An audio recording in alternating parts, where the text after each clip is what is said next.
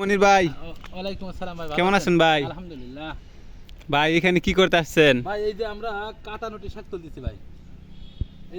এই যে কাটানুটি শাক, এটা হচ্ছে খুবই সুস্বাদু একটি শাক। এর কাটা বেছে তারপর রান্না করে খেতে হয়।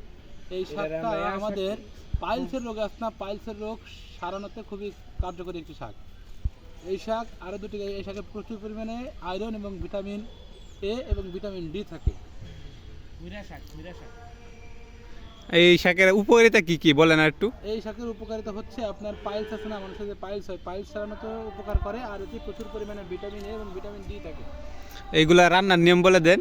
এটা হচ্ছে পানিতে ভালো করে পরিষ্কার করে এটা পানিতে সিদ্ধ করে নেওয়ার পরে হালকা তেলে ভাজতে হয়। একটু রসুনের পরিমাণ বেশি দিলে এটা হচ্ছে আপনার হরমোনের কার্যকর করে থাকে।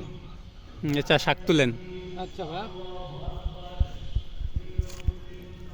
এই যে আমার শাক তোলা কার্যক্রম শুরু। আমি অল্প কটা শাক তুলবো, বেশি না।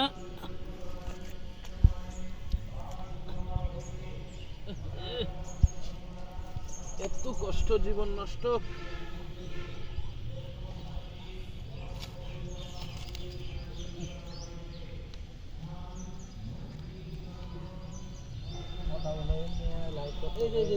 শাক কথা বলে না, তুলেন তুলে ওদিকে কোনো যায় না।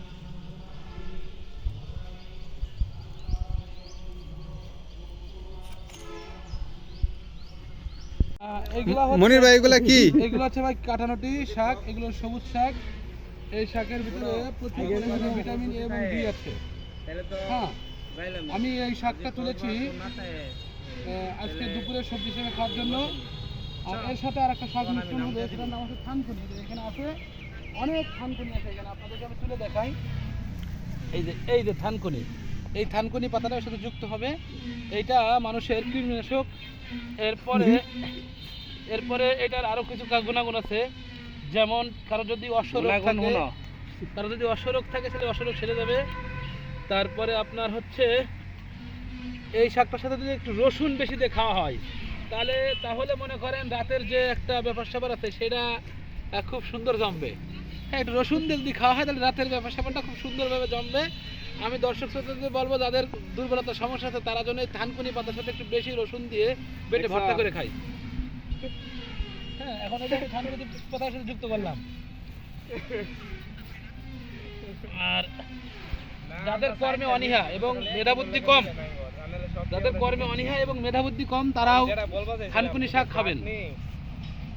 অর্থাৎ যাদের পড়া মুখস্থ হয় না, কাজের ধারাবাহিকতা মনে থাকে না, তারপরে আপনার হচ্ছে কোনো কাজে কি পরিমাণ আপনার কাজ দিয়েছে, বা আপনি কোনো একটা অফিসে চাকরি করেন, সেই অফিসের কাজের নিয়ম ধারা মনে থাকে না, তারা থানকুনি পাতা খাবেন অতিরিক্ত রসুন দিয়ে।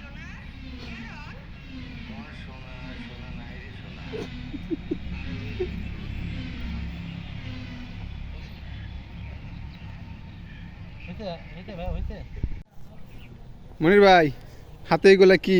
ভাই, এটা হচ্ছে এই যে কড়ই গাছের ফল। এই কড়ই গাছের ফল খাইতে হয়, খুবই সুস্বাদু একটা জিনিস।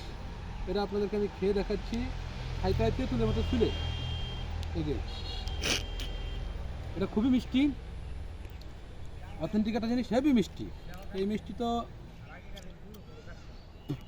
এটা গুড়ের মতো মিষ্টি। এটার একটা বিশেষ উপকারিতা আছে। এটাকে বলা হয় বাল্মীকি।